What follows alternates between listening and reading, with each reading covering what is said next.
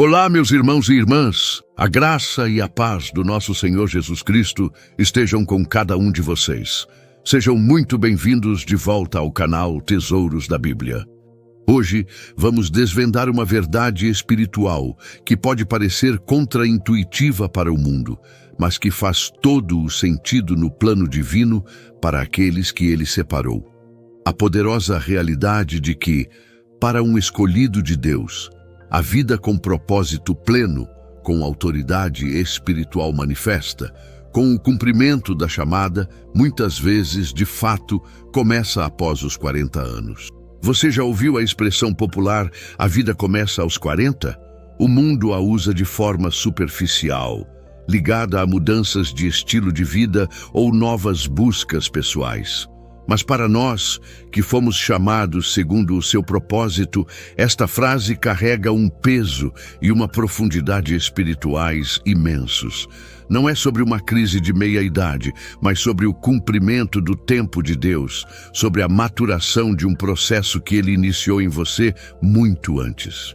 Se você está se aproximando dos 40 ou já passou dessa marca e sente que algo está mudando, que uma nova intensidade espiritual está surgindo, que o peso da chamada se torna mais real, ou que as peças do quebra-cabeça divino em sua vida estão finalmente se encaixando, então esta mensagem é diretamente para o seu espírito.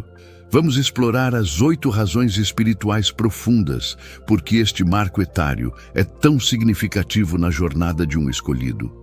Estas razões não são meras coincidências psicológicas ou sociais, são manifestações do trabalho soberano de Deus, preparando e posicionando seus servos para o auge de seu plano.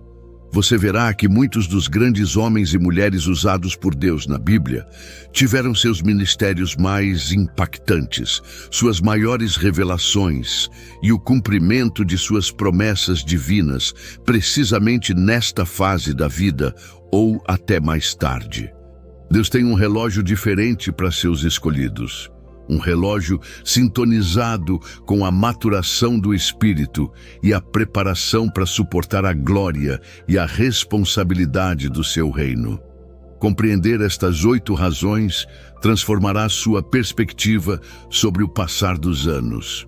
O que o mundo vê como declínio ou estagnação, você passará a ver como preparação final e iminente liberação do propósito.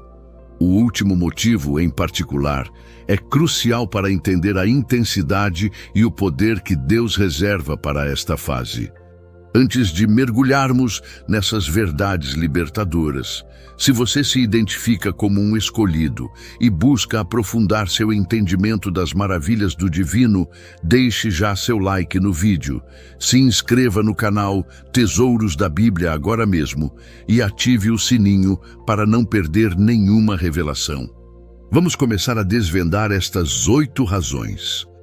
A primeira e fundamental razão espiritual pela qual a vida de um escolhido frequentemente ganha uma nova dimensão após os 40 anos, é que para muitos, esta idade marca a conclusão de um longo e necessário ciclo de preparação no deserto.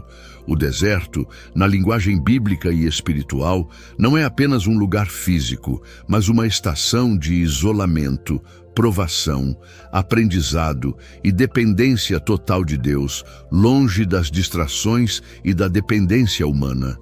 A Bíblia nos mostra um padrão recorrente de preparação no deserto, muitas vezes associado a períodos de 40 anos ou múltiplos de 40. O povo de Israel passou 40 anos no deserto antes de entrar na Terra Prometida, Deuteronômio 8:2. Moisés passou 40 anos no deserto de Midian como pastor, antes de ser chamado por Deus na sarça ardente aos 80 anos para liderar Israel. Atos 7:30.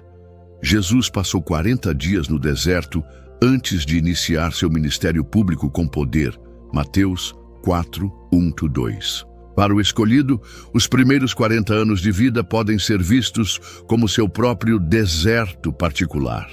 Um período onde Deus permite ou orquestra circunstâncias que quebram a autossuficiência, revelam as fraquezas da carne ensinam a ouvir a sua voz em meio ao silêncio e à escassez, e forjam um caráter resiliente e totalmente dependente dele. Neste deserto, Deus lida com a arrogância, a impaciência, a busca por validação humana e os apegos mundanos. Ele permite provações financeiras, desafios nos relacionamentos, frustrações na carreira, crises de fé. Tudo para despojar o escolhido de tudo o que não é dele, e para ensinar que a verdadeira força, provisão e direção vem unicamente do alto. Aos 40 anos, ou próximo a eles, muitos escolhidos atingiram um ponto de maturação neste processo. Eles aprenderam lições que só o deserto pode ensinar. A fé foi provada e refinada como ouro. A dependência de Deus se tornou um modo de vida, não apenas um conceito teológico. A voz do Espírito Santo se tornou mais clara em meio ao barulho do mundo. É após a conclusão deste ciclo de deserto que Deus considera o escolhido pronto para a terra prometida do seu propósito. O lugar onde o chamado se manifesta com poder, onde a autoridade espiritual é exercida de forma mais plena e onde os frutos do Espírito se tornam mais visíveis e impactantes. Este não é um processo fácil. O deserto é doloroso e solitário. Muitos desistem ou se perdem nele. Mas para aqueles que perseveram, confiando em Deus a cada passo, os 40 anos podem marcar o fim da preparação árdua e o início da colheita do propósito.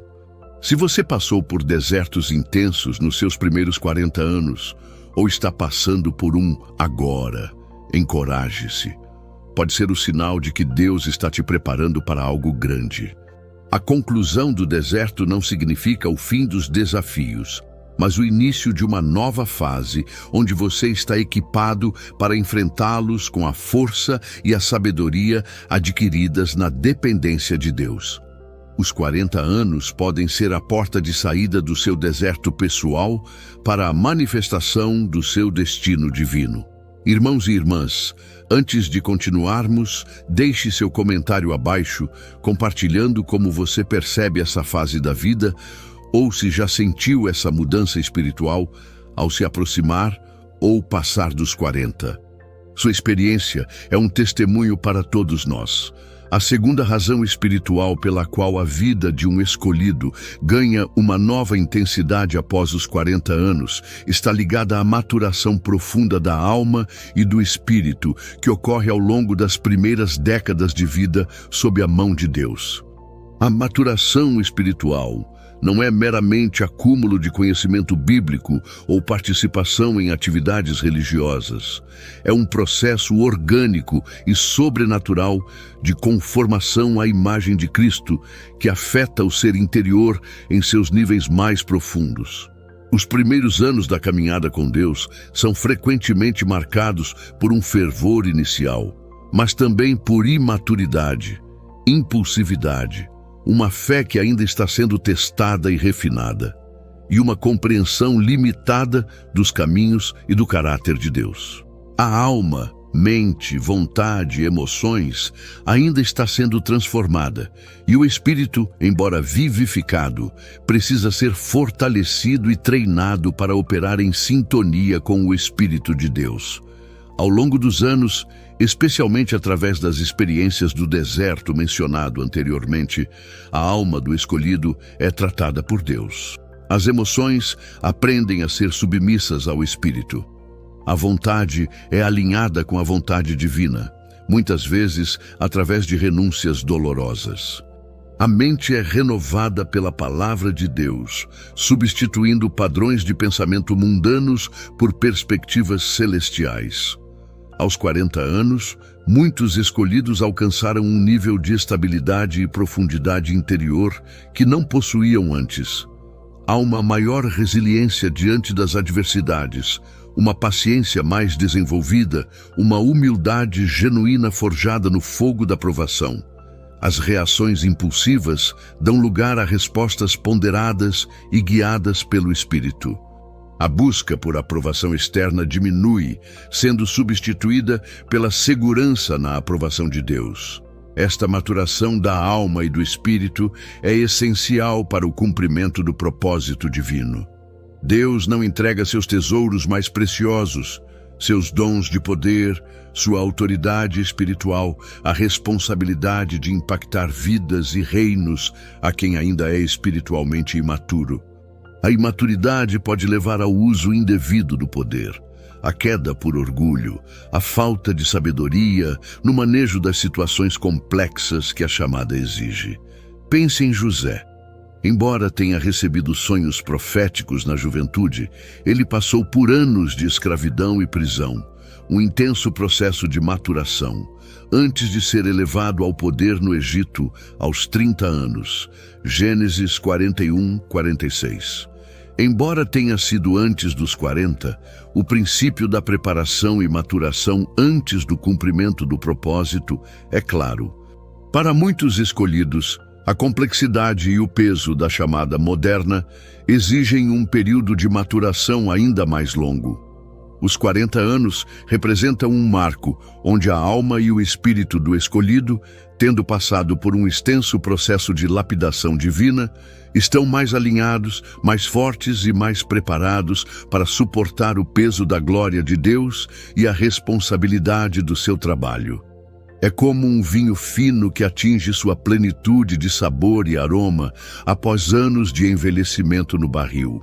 Se você sente que os desafios da vida têm sido intensos, mas que eles têm produzido em você uma calma interior, uma confiança inabalável em Deus e uma clareza espiritual que você não possuía antes, isso pode ser o sinal da maturação da sua alma e do seu espírito. Os 40 anos podem ser o ponto de virada onde essa maturação te capacita para o próximo nível do plano de Deus. A terceira razão espiritual pela qual a vida de um escolhido frequentemente se acelera após os 40 anos é o aperfeiçoamento do discernimento espiritual que ocorre ao longo de décadas de caminhada com Deus e exposição às realidades do reino espiritual. O discernimento não é apenas uma habilidade, é um sentido espiritual, uma capacidade de perceber a natureza espiritual das pessoas, situações e ensinamentos, distinguindo entre o que é de Deus, o que é da carne e o que é do inimigo. Nos primeiros anos da fé, o discernimento do escolhido pode ser rudimentar, baseado em regras claras e experiências óbvias.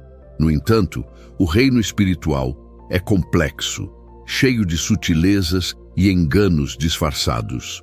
O inimigo opera com astúcia, e a carne manifesta-se de maneiras que não são imediatamente óbvias. Ao longo de 40 anos, o escolhido enfrenta inúmeras situações que exigem discernimento, lidar com falsos ensinos, identificar motivações ocultas em pessoas, navegar em ambientes espiritualmente carregados, tomar decisões sob pressão espiritual. Cada uma dessas experiências, quando vivida na dependência de Deus e sob a guia do Espírito Santo, aprimora a sensibilidade espiritual. O autor de Hebreus, em Hebreus capítulo 5, versículo 14, fala sobre isso. Mas o mantimento sólido é para os perfeitos, para aqueles que, pela prática, têm os sentidos exercitados para discernir tanto o bem quanto o mal. O exercício dos sentidos espirituais leva tempo e prática. Aos 40 anos, o escolhido geralmente acumulou décadas dessa prática. Nesta fase, o discernimento do escolhido opera em um nível mais profundo e intuitivo. Ele pode sentir a atmosfera espiritual de um lugar no momento em que entra, pode perceber a presença de engano em uma conversa, mesmo que as palavras pareçam corretas. Pode identificar as raízes espirituais de problemas que para outros parecem meramente psicológicos ou circunstanciais. Este discernimento aguçado é vital para o cumprimento de um propósito significativo no reino. Deus confia responsabilidades maiores àqueles que podem discernir a verdade do erro, o genuíno do falso, o que é de Deus do que não é. A capacidade de discernir protege o escolhido de armadilhas, o guia em decisões estratégicas e o capacita a ministrar com precisão e autoridade contra as obras das trevas. Sem um discernimento maduro, um escolhido com uma grande chamada seria vulnerável a desvios, manipulações e ataques que poderiam comprometer todo o propósito de Deus para a sua vida. Os primeiros 40 anos são, em grande parte, o campo de treinamento onde Deus aprimora este sexto sentido espiritual. Os 40 anos marcam um ponto onde o discernimento do escolhido atingiu um nível de acuidade que o torna um instrumento mais confiável nas mãos de Deus para tarefas que exigem sabedoria espiritual e a capacidade de cheirar o reino espiritual. É como um especialista que, após anos de experiência, reconhece padrões e anomalias que um novato jamais notaria. Se você percebe que sua intuição espiritual se tornou mais forte, que você sente coisas sobre pessoas ou situações que você não conseguia explicar antes, e que a palavra de Deus ilumina as realidades espirituais de forma mais clara, isso pode ser um sinal de que seu discernimento está amadurecendo. Os 40 anos podem ser o momento em que Deus começa a usar esse discernimento aperfeiçoado para te posicionar em áreas de maior impacto espiritual. A quarta razão espiritual pela qual a vida de um escolhido atinge uma nova profundidade e eficácia após os 40 anos é a poderosa integração da vasta experiência de vida acumulada com a verdade imutável da palavra de Deus. O conhecimento bíblico é fundamental, mas a sabedoria divina, aquela que transforma o conhecimento em compreensão aplicada e discernimento prático, é frequentemente forjada no crisol das experiências vividas. Nos primeiros anos da fé, o escolhido aprende a palavra, absorve doutrinas e busca aplicar os princípios bíblicos em sua vida. No entanto, a compreensão de certas verdades pode ser mais teórica do que vivencial. É como ler um mapa sem nunca ter viajado pelo território. Ao longo de 40 anos, a vida apresenta ao escolhido um leque imenso de experiências, sucessos e fracassos, alegrias e tristezas, traições e lealdades, perdas e ganhos, batalhas espirituais intensas, momentos de fé inabalável e períodos de profunda dúvida. Cada uma dessas experiências, quando processada sob a luz da palavra e na dependência do Espírito, serve como um professor. Aos 40 anos, o escolhido não apenas sabe que todas as coisas cooperam para o bem daqueles que amam a Deus, Romanos 8:28, mas ele viveu essa verdade através de situações onde o mal aparente se transformou em um bem maior no plano de Deus. Ele não apenas lê sobre a fidelidade de Deus na provisão, mas testemunhou essa fidelidade em momentos de escassez extrema. Ele não apenas ouve sobre o poder da oração, mas experimentou respostas milagrosas que só a oração poderia trazer. Essa integração da experiência com a Escritura transforma o conhecimento bíblico em sabedoria prática e autoridade espiritual. A palavra de Deus não é mais apenas um livro, é a lente através da qual toda a vida é compreendida e interpretada. As verdades que antes pareciam distantes tornam-se realidades palpáveis, vividas na carne e no espírito. Esta sabedoria vivencial é crucial para o cumprimento do propósito. Um escolhido que passou por desertos, superou tentações, enfrentou oposição espiritual e viu a mão de Deus em operação, está equipado não apenas para ensinar a palavra, mas para ministrá-la com a autoridade que vem da experiência. Ele pode se identificar com as lutas de outros, oferecer conselhos que são fundamentados não apenas na teoria, mas na prática da fé e guiar com a confiança que nasce de ter trilhado o caminho. O rei Salomão, em sua sabedoria, reconheceu o valor da experiência, embora a sabedoria que ele pediu a Deus fosse sobrenatural. No entanto, A aplicação dessa sabedoria em seu reinado foi informada por suas observações da vida. Provérbios está repleto de sabedoria prática baseada na observação da natureza humana e das consequências das ações. Para o escolhido, os 40 anos representam um ponto onde o vasto arquivo de experiências de vida se alinha com a biblioteca da verdade bíblica, criando uma sinergia poderosa.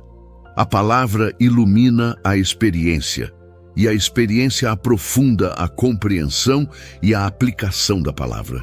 Isso resulta em uma sabedoria e uma autoridade que são indispensáveis para liderar, aconselhar, ministrar e cumprir o propósito de Deus em um nível mais elevado. Se você sente que as lições da vida, por mais difíceis que tenham sido, estão agora fazendo sentido à luz da palavra, e que sua compreensão das Escrituras se tornou mais rica e aplicável, isso pode ser um sinal dessa integração acontecendo. Os 40 anos podem ser o momento em que Deus começa a usar essa sabedoria combinada para te posicionar como um farol de luz e verdade em um mundo confuso. A quinta razão espiritual pela qual a vida de um escolhido frequentemente floresce após os 40 anos é a consolidação inabalável de sua identidade em Cristo e a consequente libertação da busca por aprovação humana. Este é um processo longo e muitas vezes doloroso, mas que atinge um ponto de maturidade crucial nesta fase da vida. Nos primeiros anos da fé, e mesmo na juventude e início da idade adulta, a maioria das pessoas, incluindo os escolhidos, luta com questões de identidade e pertencimento. Há uma tendência natural a buscar validação em fontes externas, família, amigos, sucesso profissional, status social, popularidade. Para o escolhido, essa busca por aprovação humana pode se manifestar até mesmo dentro do contexto religioso, buscando reconhecimento de líderes ou da comunidade. No entanto, a verdadeira identidade do escolhido não está em quem o mundo diz que ele é, ou no que ele conquista, mas em quem ele é em Cristo. Amado, aceito, perdoado, filho de Deus, herdeiro com Cristo, templo do Espírito Santo. Efésios 1:3-14. Romanos 8:16-17, 1 Coríntios 6:19. Esta é uma verdade que precisa ser não apenas conhecida intelectualmente, mas profundamente enraizada no coração e na alma. Ao longo de 40 anos, a vida inevitavelmente traz decepções com pessoas, falhas em projetos, críticas injustas, rejeições e a constatação da futilidade em basear a segurança e o valor na opinião alheia. O deserto e as provações servem para despojar o escolhido dessa dependência da aprovação humana. Deus permite situações onde a única fonte de valor e aceitação real que resta é Ele mesmo. Aos 40 anos, muitos escolhidos já passaram por suficientes experiências que lhes ensinaram, de forma prática e dolorosa, que a aprovação de Deus é a única que verdadeiramente importa. A identidade em Cristo não é mais um conceito teológico distante, mas a rocha sólida sobre a qual sua vida está firmemente estabelecida. Eles sabem quem são em Deus, independentemente das circunstâncias externas ou da opinião alheia. Essa consolidação da identidade traz uma liberdade imensa. O escolhido não é mais facilmente manipulado por elogios ou críticas. Ele não age para agradar pessoas, mas para agradar a Deus.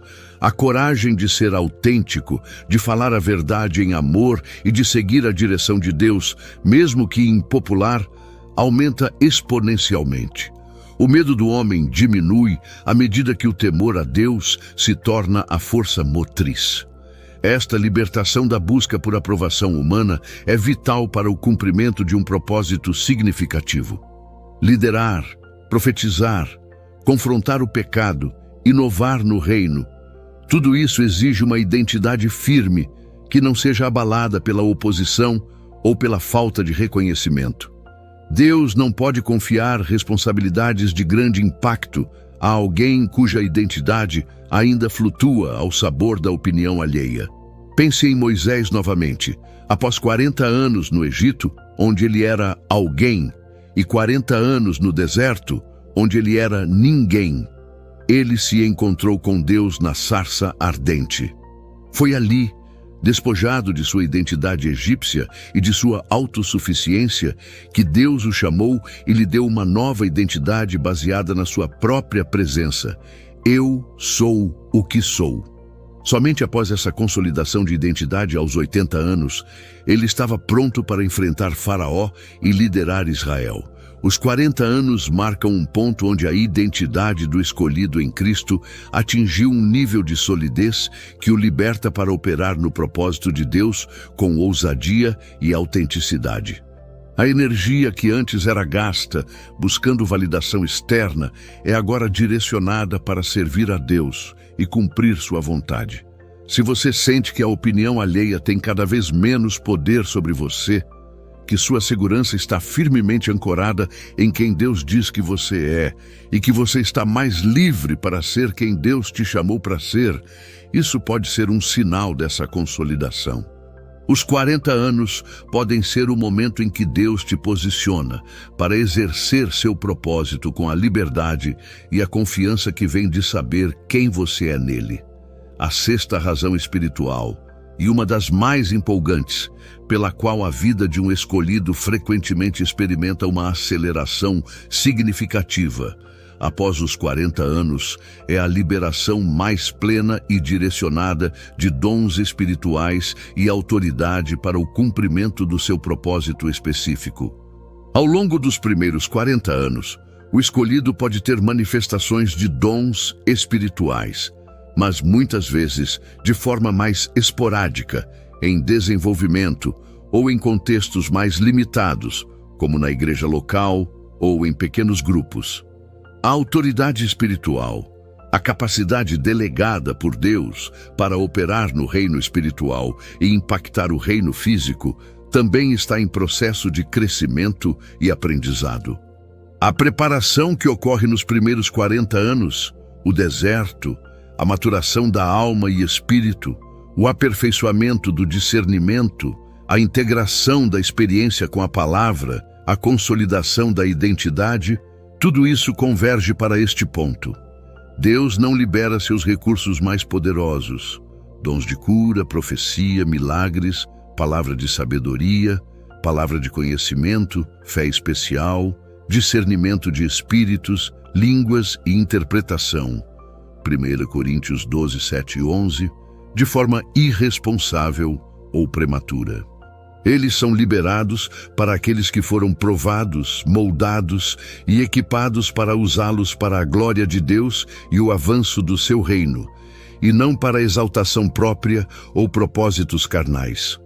Aos 40 anos, muitos escolhidos atingiram o nível de preparo onde Deus considera seguro e eficaz, liberar ou intensificar a operação de dons específicos que são cruciais para a sua chamada única.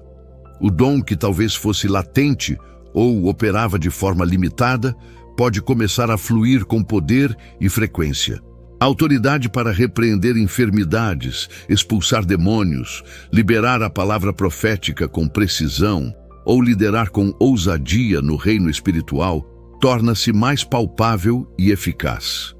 Esta liberação de dons e autoridade não é um fim em si mesma, mas um meio para o cumprimento do propósito. Se o propósito do escolhido é ministrar cura, Deus liberará dons de cura e fé. Se é profetizar, o dom de profecia será intensificado. Se é liderar, a autoridade espiritual para governar e guiar será manifesta. A liberação é estratégica, alinhada com a missão específica que Deus tem para aquela vida. É por isso que você vê muitos ministérios de grande impacto, movimentos espirituais significativos e obras poderosas de Deus sendo lideradas por pessoas que já passaram dos 40, 50, 60 anos ou mais.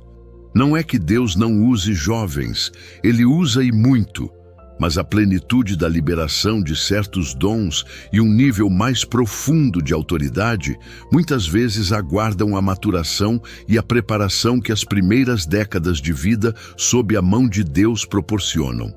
Os 40 anos podem ser o momento em que a chave é virada no reino espiritual para a sua vida.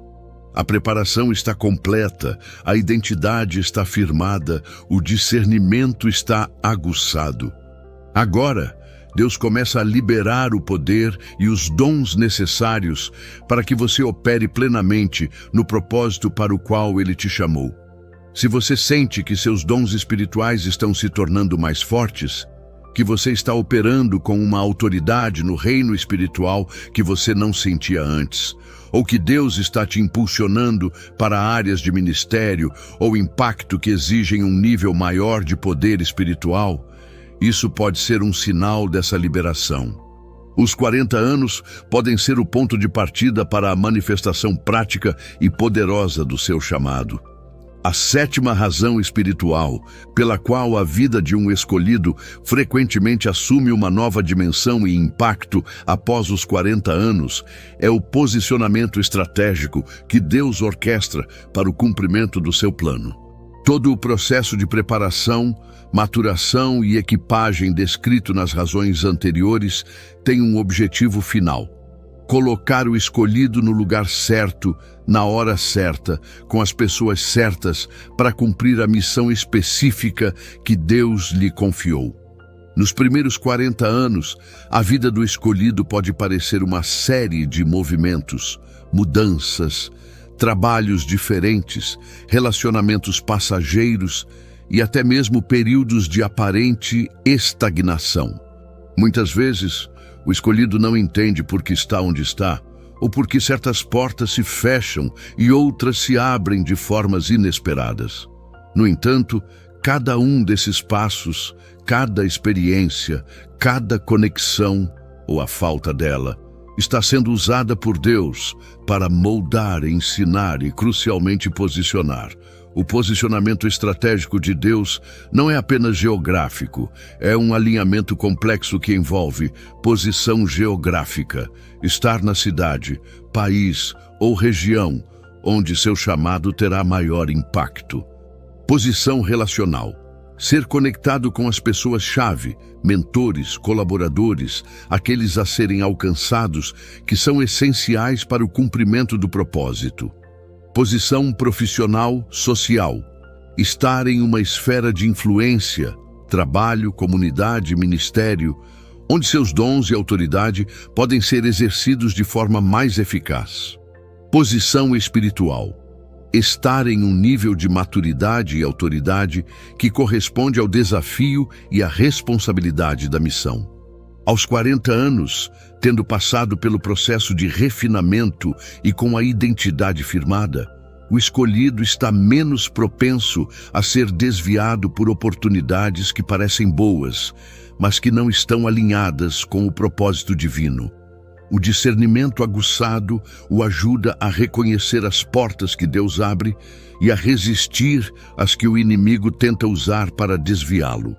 Deus não posiciona seus generais mais importantes no campo de batalha até que estejam totalmente treinados, equipados e prontos para a estratégia específica daquela batalha. Aos 40 anos, o escolhido é frequentemente considerado pronto para ser posicionado em locais de maior responsabilidade e impacto no reino espiritual e físico. Pense em Abraão. Embora seu chamado tenha vindo antes dos 40, a promessa de uma grande nação só começou a se cumprir muitos anos depois, após ele ter passado por um longo processo de fé, obediência e posicionamento. Sair de Ur, ir para Harã, depois para Canaã, etc. Moisés, como já mencionamos, foi posicionado no palácio egípcio para aprender, depois no deserto para ser moldado, e somente aos 80 anos foi posicionado diante de Faraó e no comando de Israel. O posicionamento após os 40 anos é frequentemente caracterizado por uma sensação de encaixe. As circunstâncias parecem conspirar a favor do propósito. As portas certas se abrem, As pessoas certas aparecem. Há uma clareza sobre por que você está onde está e o que você deve fazer ali. Não é a ausência de desafios, mas a certeza de que você está no lugar onde Deus quer que você esteja, equipado para a tarefa em mãos. Se você sente que após os 40, sua vida começou a se organizar de uma forma que aponta claramente para um propósito maior, que você se encontra em lugares ou com pessoas que parecem divinamente orquestrados e que há uma sensação de "este é o meu lugar" em relação a uma missão, isso pode ser um sinal do posicionamento estratégico de Deus. Os 40 anos podem ser o momento em que Deus te move para o tabuleiro de xadrez do seu reino, colocando-o exatamente onde Ele precisa que você esteja para o próximo movimento. A oitava e talvez mais pungente razão espiritual pela qual a vida de um escolhido ganha uma intensidade e um foco sem precedentes após os 40 anos é a crescente e inegável urgência da eternidade e a percepção da aceleração do tempo. Esta razão não é sobre medo, mas sobre uma clareza espiritual profunda sobre a brevidade da vida terrena em comparação com a vastidão da eternidade e a iminência do retorno de Cristo. Nos primeiros anos da vida, a eternidade pode parecer um conceito distante. Há a sensação de ter todo o tempo do mundo para cumprir o propósito, para corrigir erros, para buscar a Deus com mais intensidade depois. As distrações do mundo, as ambições terrenas e a busca por prazeres imediatos podem facilmente consumir o tempo e a energia.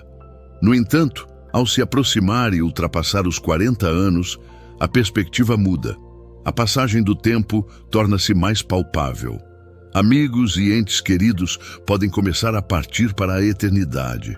A própria finitude da vida terrena se torna uma realidade mais presente. Para o escolhido, isso não gera desespero, mas uma santa urgência. Há uma percepção crescente de que o tempo restante na Terra é um recurso precioso e limitado que deve ser redimido para os propósitos eternos de Deus. Efésios 5:16. O que antes parecia importante, status, riqueza terrena ilimitada, reconhecimento humano, perde seu brilho diante da glória que será revelada e da recompensa celestial. Essa urgência espiritual impulsiona o escolhido a focar no que realmente importa. As prioridades se realinham drasticamente. Há menos tolerância para atividades que não contribuem para o reino, menos tempo gasto em futilidades e um desejo ardente de usar cada momento, cada dom, cada oportunidade para a glória de Deus e o avanço do seu plano.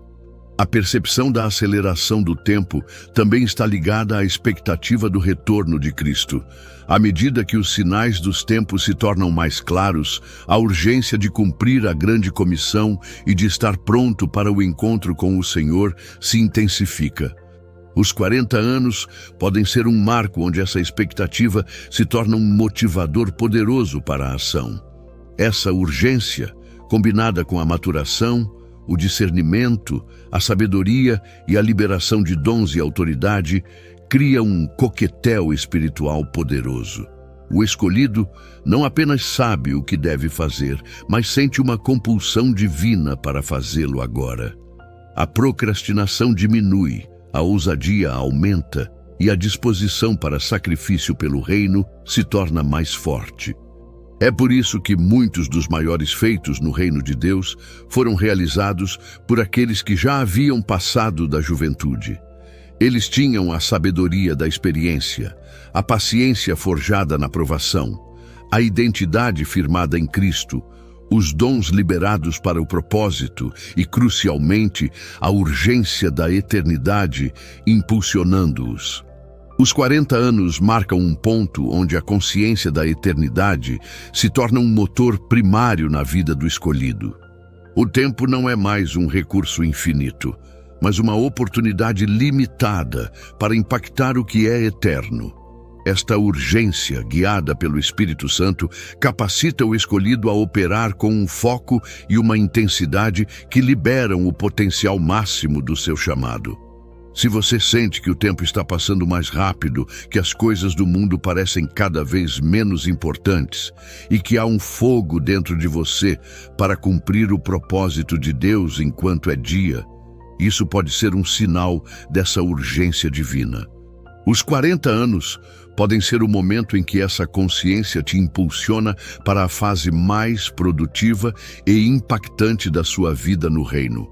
Meus irmãos escolhidos, chegamos ao fim desta jornada de revelação sobre as 8 razões espirituais pelas quais a vida de um escolhido de Deus frequentemente encontra seu verdadeiro início e sua maior expressão após os 40 anos. Se você está se aproximando dos 40 ou já passou dessa marca e se identifica com estas verdades, saiba que você não está sozinho. Este é o padrão de Deus para muitos de seus escolhidos. Em vez de temer o passar dos anos, abrace esta fase com fé e expectativa. Olhe para trás e veja como Deus te preparou. Olhe para dentro e reconheça a maturação e os dons que Ele tem liberado.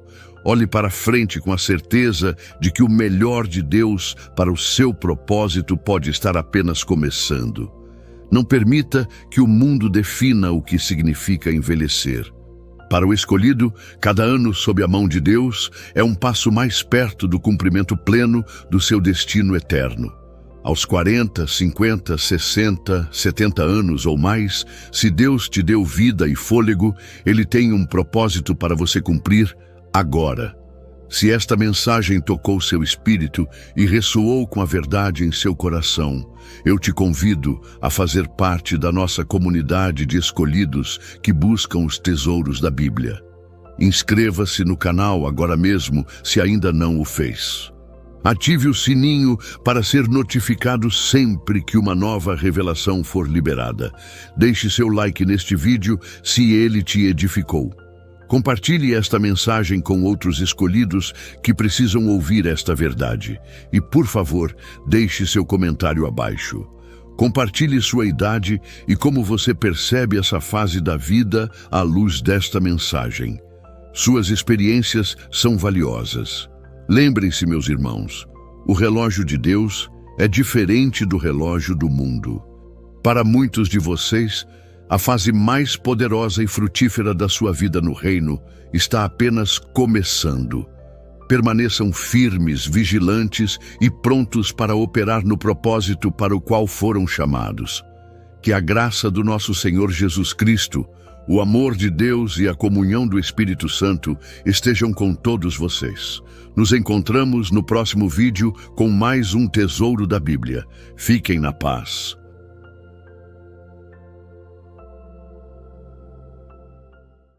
Olá, amados irmãos e irmãs, sejam muito bem-vindos ao canal Tesouros da Bíblia. É uma alegria ter vocês aqui para mais uma revelação profunda sobre a natureza daqueles que foram separados por Deus. Hoje vamos explorar uma curiosidade fascinante: as 8 razões pelas quais os escolhidos são pessoas boas, mas perigosas quando provocadas. Você já percebeu como os verdadeiros servos de Deus são ao mesmo tempo as pessoas mais gentis e amorosas, mas também as mais temidas pelo reino das trevas? Há uma força espiritual nos escolhidos que permanece adormecida até ser despertada. Eles são mansos como pombas, mas quando provocados, revelam a autoridade de quem carrega o poder do Altíssimo. Se você já se questionou sobre essa dualidade em sua própria vida ou na de outros escolhidos, este vídeo trará clareza e revelação. Fique conosco até o final, pois cada razão revelada mostrará por que os escolhidos são simultaneamente uma bênção para os justos e um terror para os ímpios. Antes de prosseguirmos, já deixe seu like, inscreva-se no canal e ative o sininho. Sua interação fortalece esta mensagem e nos ajuda a alcançar mais corações. Vamos descobrir juntos o poder que reside nos mansos da terra. A primeira razão pela qual os escolhidos de Deus são pessoas profundamente boas reside no fato de que eles foram moldados conforme a imagem de Cristo, que é a própria essência da bondade. Quando Deus separa alguém para seus propósitos, Ele inicia um processo de transformação que vai muito além de mudanças superficiais. É uma metamorfose espiritual que toca as fibras mais profundas do caráter. O escolhido passa a refletir cada vez mais a natureza de Jesus, que era manso e humilde de coração. Esta bondade não é uma fraqueza ou ingenuidade, mas uma força controlada, uma decisão consciente de amar, mesmo quando seria mais fácil retaliar. A bondade do escolhido se manifesta em sua compaixão genuína pelas pessoas, independentemente de como elas o tratam.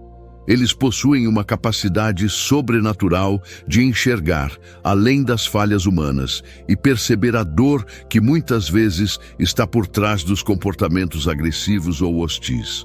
Como Jesus, que olhou para Jerusalém e chorou por ela mesmo, sabendo que seria rejeitado, os escolhidos conseguem amar aqueles que os ferem. Esta bondade se expressa em atos de serviço desinteressado, em palavras de encorajamento quando outros apenas criticam e em uma presença pacificadora em meio ao caos. Eles são como oásis no deserto da dureza humana, oferecendo refrigério e esperança onde há desespero. No entanto, é crucial entender que esta bondade não significa passividade ou aceitação de injustiças.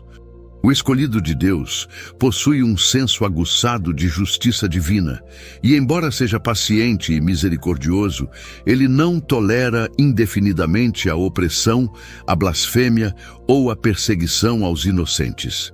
A bondade do escolhido é como a de um pai amoroso que é gentil com seus filhos, mas se torna feroz quando alguém ameaça sua família. Esta dualidade está enraizada no próprio caráter de Deus, que é amor, mas também é justiça, que é misericordioso, mas também é santo e não aceita zombaria. A transformação do coração do escolhido os torna naturalmente inclinados ao bem, mas também os capacita com uma autoridade espiritual que se manifesta quando necessário. Eles aprenderam a amar como Cristo amou, mas também herdaram sua autoridade sobre as trevas. Em Mateus capítulo 10, versículo 16, Jesus instruiu: Eis que vos envio como ovelhas ao meio de lobos, portanto, sede prudentes como as serpentes e simples como as pombas. Esta instrução revela a dualidade perfeita, simplicidade e bondade, como pombas, mas também astúcia e capacidade de discernimento, como serpentes. O escolhido carrega ambas as características, sendo bondoso por natureza, mas perigoso quando a situação exige proteção dos justos ou confronto com as trevas. A segunda razão está na própria definição bíblica de mansidão, que é frequentemente mal compreendida como fraqueza. Na verdade, a mansidão é força sob controle, é o poder domado para fins justos. Os escolhidos de Deus são mansos, não porque são fracos, mas porque são fortes o suficiente para escolher a gentileza, mesmo quando possuem o poder para destruir. É como um guerreiro experiente que guarda sua espada na bainha, não por incapacidade de usá-la, mas por sabedoria em escolher quando desembainhá-la. A mansidão do escolhido é uma decisão diária de usar seu poder espiritual para edificar, curar e abençoar, em vez de dominar ou intimidar. Esta mansidão se manifesta na paciência extraordinária que os escolhidos demonstram diante de provocações menores. Eles suportam críticas injustas, toleram incompreensões e perdoam ofensas repetidamente, não porque são obrigados, mas porque escolhem refletir o caráter de Cristo. Eles entenderam que verdadeiro poder não está em exercer força sobre outros, mas em ter força suficiente para se conter. Como Jesus diante de Pilatos, que poderia ter chamado legiões de anjos, mas escolheu o silêncio, Os escolhidos frequentemente optam pela quietude em vez do confronto, pela paciência em vez da retaliação imediata. Contudo, existe um limite para esta mansidão, e quando esse limite é ultrapassado, a força que estava contida se manifesta de forma avassaladora. É importante entender que este despertar do poder do escolhido não é motivado por vingança pessoal ou ego ferido, mas por um senso divino de justiça. Quando os escolhidos veem inocentes sendo oprimidos, quando presenciam blasfêmia contra o sagrado, ou quando enfrentam ataques diretos ao reino de Deus, a mansidão cede lugar a uma autoridade espiritual que pode ser devastadora para as forças do mal. A Bíblia está repleta de exemplos desta dualidade. Moisés, o homem mais manso da terra, segundo Números, capítulo 12, versículo 3, foi o mesmo que quebrou as tábuas da lei em indignação justa quando viu o povo adorando o bezerro de ouro. Sua mansidão não o impediu de confrontar a idolatria com força devastadora. Davi, o doce salmista de Israel, era capaz de escrever os salmos mais ternos sobre o amor de Deus, mas também era o guerreiro que enfrentou gigantes e exércitos inteiros com coragem sobrenatural. A mansidão dos escolhidos é como a superfície calma de um oceano profundo, aparentemente serena, mas contendo uma força imensurável que pode ser liberada quando as circunstâncias o exigem. A terceira razão pela qual os escolhidos são perigosos quando provocados está em seu discernimento espiritual aguçado, que lhes permite ver através das máscaras e pretensões humanas.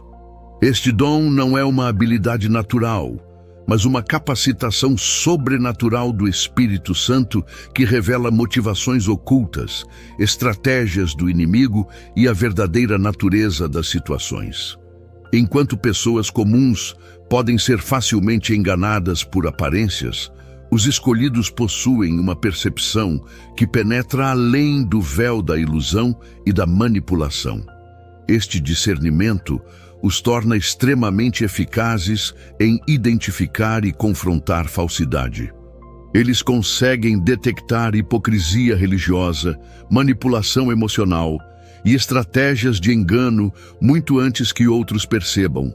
Como Jesus, que conhecia o que estava no homem e não precisava que alguém testemunhasse a respeito do homem, João capítulo 2, versículo 25, os escolhidos frequentemente sabem mais sobre as pessoas do que elas gostariam. Este conhecimento não é usado para humilhar ou expor desnecessariamente, mas é uma arma poderosa quando precisam se defender ou proteger outros. Quando confrontados com provocações calculadas ou ataques estratégicos, os escolhidos não respondem apenas à ação superficial, mas à motivação profunda por trás dela. Eles enxergam além da pessoa que está sendo usada como instrumento e identificam a fonte espiritual do ataque. Esta percepção os torna adversários formidáveis, porque eles não lutam contra carne e sangue, mas contra as potestades espirituais que operam através das pessoas. Um escolhido provocado não apenas responde ao provocador, mas confronta o poder das trevas que o está motivando. O discernimento também os capacita a usar as palavras certas no momento certo, com precisão cirúrgica. Eles sabem exatamente onde estão os pontos fracos do inimigo, não para destruir pessoas, mas para desmascarar estratégias malignas e quebrar fortalezas espirituais. Como Elias confrontando os profetas de Baal, ou Paulo confrontando Elimas, o encantador, os escolhidos usam seu discernimento para expor a falsidade com uma precisão que deixa pouco espaço para contra-argumentos. Sua bondade natural os faz usar este dom com sabedoria.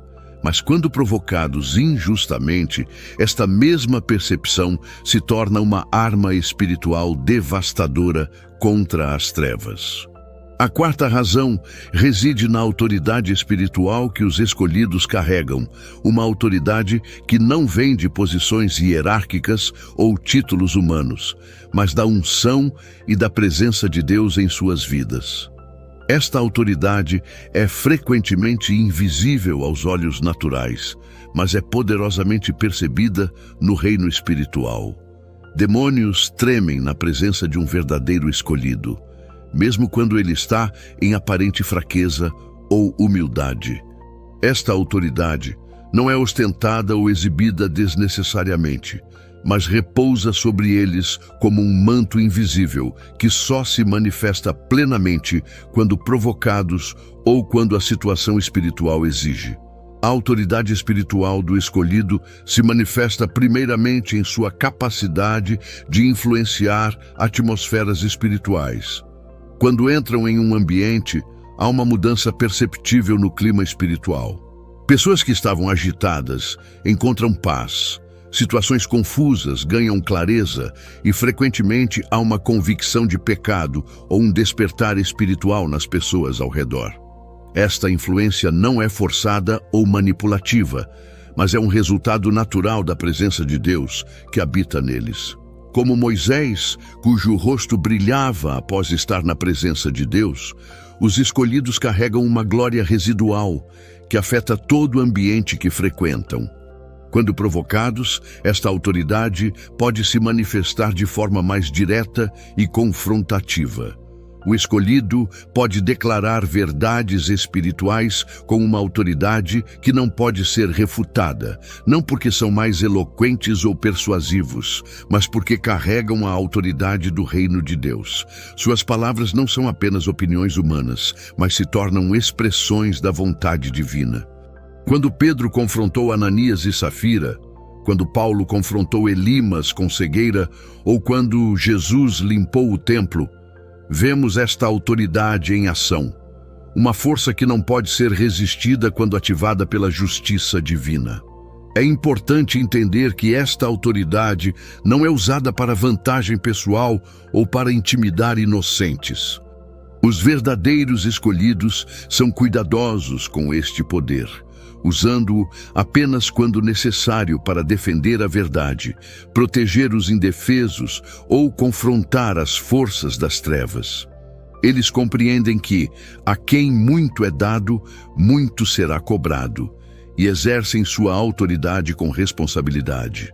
Contudo, quando esta autoridade é plenamente ativada em resposta a provocações injustas ou ataques ao reino de Deus, ela se torna uma força devastadora que pode quebrar fortalezas espirituais, silenciar acusadores e estabelecer a justiça divina de forma irrefutável.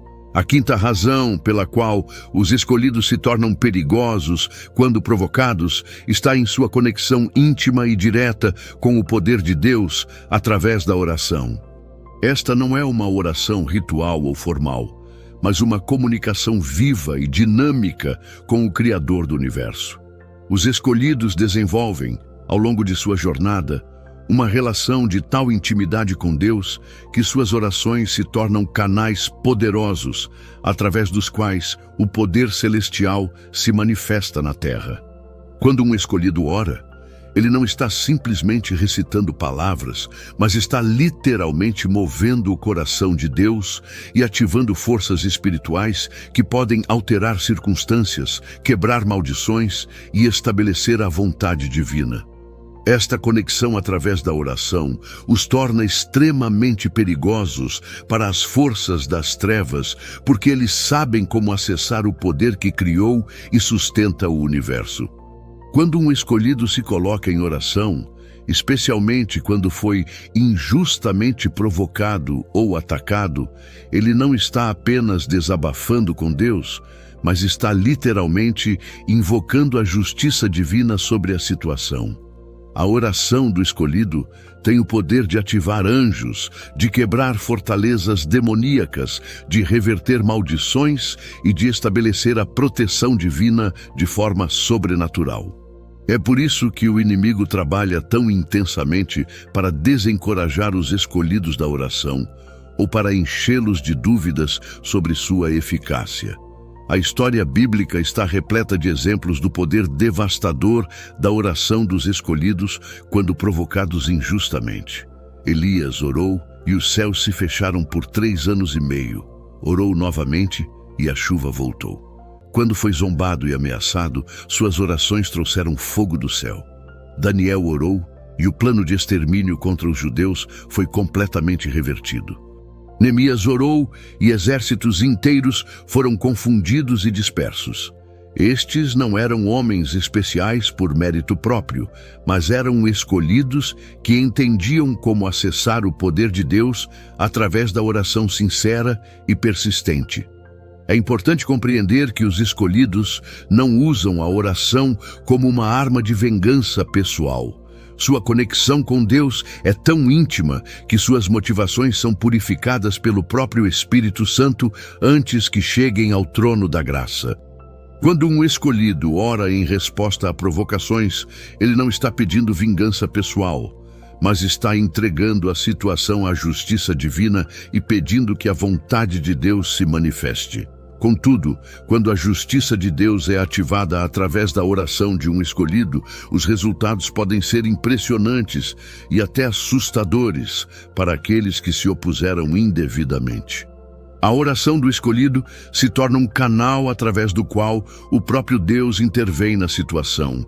E confrontar um escolhido em oração é, literalmente, confrontar o Deus que ele serve. A sexta razão está na unção específica que repousa sobre os escolhidos para quebrar julgos e destruir fortalezas espirituais. Esta unção não é algo que eles conquistaram por esforço próprio, mas é um dom soberano de Deus que os capacita a confrontar e desfazer obras das trevas. Isaías, capítulo 10, versículo 27, nos ensina que o jugo se quebrará por causa da unção, revelando que há um poder específico na unção divina que tem a capacidade de destruir sistemas de opressão e dominação espiritual. Os escolhidos carregam esta unção não apenas para seu próprio benefício, mas para libertar outros que estão sob jugo espiritual. Esta unção se manifesta de várias formas na vida do escolhido. Primeiramente, ela lhes dá a capacidade de discernir e identificar fortalezas espirituais que operam na vida de pessoas, famílias, comunidades e até nações. Eles conseguem perceber padrões de maldição, sistemas de opressão demoníaca e fortalezas mentais que mantêm pessoas em cativeiro espiritual. Esta percepção vai além do discernimento comum. É uma revelação sobrenatural que expõe as estratégias ocultas do inimigo e mostra como elas podem ser confrontadas e destruídas. Quando um escolhido é provocado, especialmente por forças que estão operando através de opressão espiritual, esta unção se ativa de forma poderosa. O que antes poderia ser tolerado com paciência, agora encontra uma resistência sobrenatural.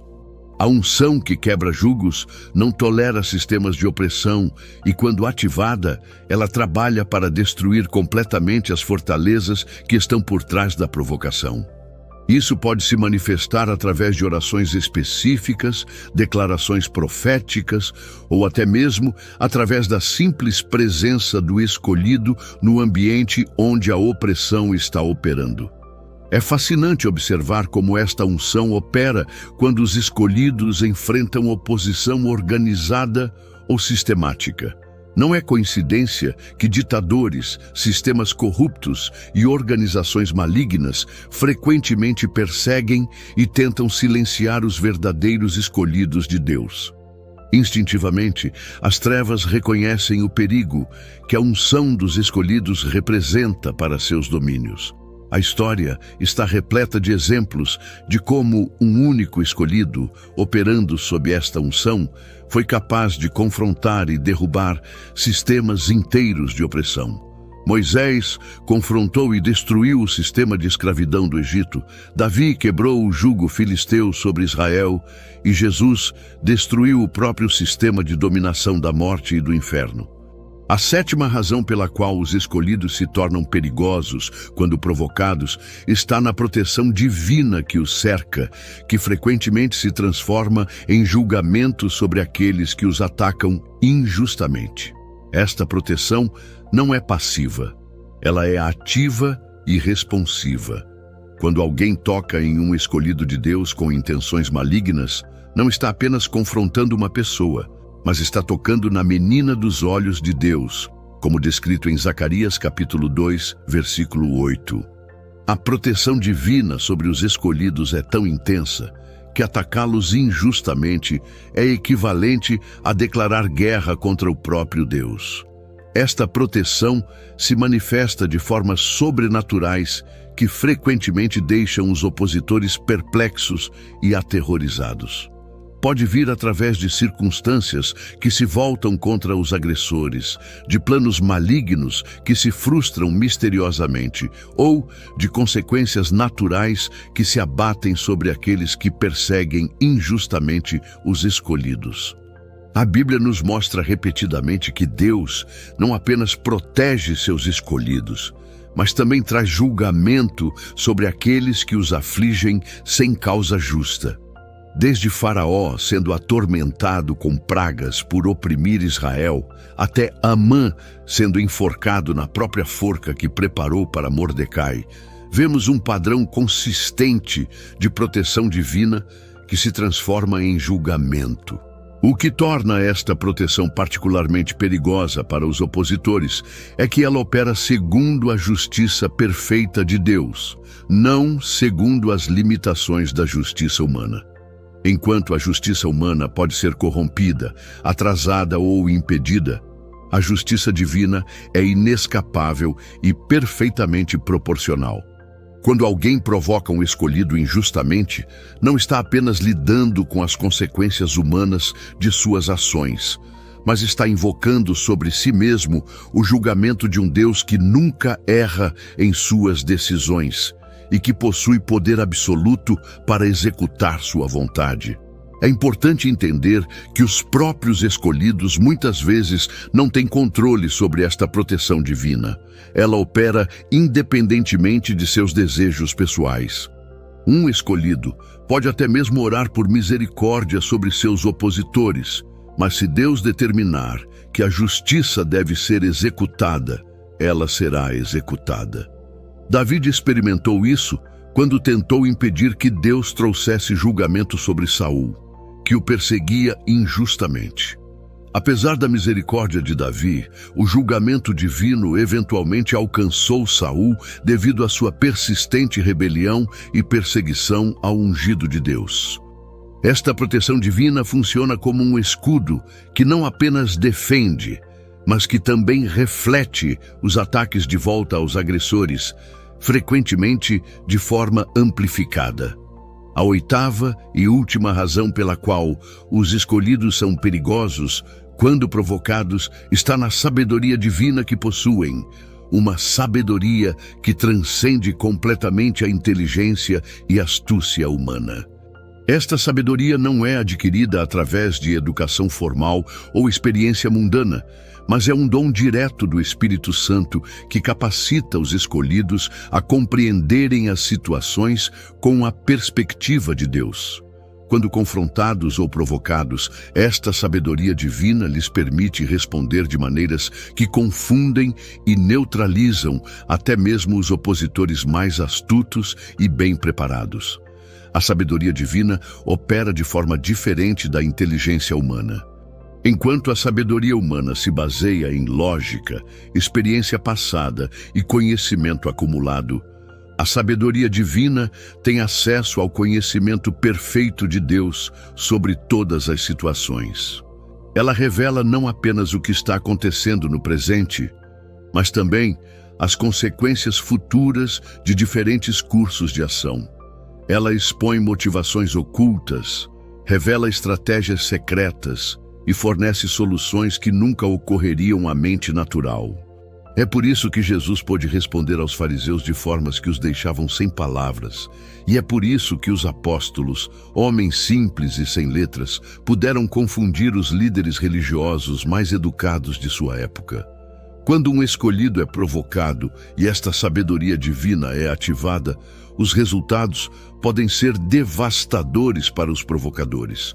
A sabedoria divina não apenas fornece respostas perfeitas, mas também expõe a tolice e a maldade daqueles que atacam injustamente.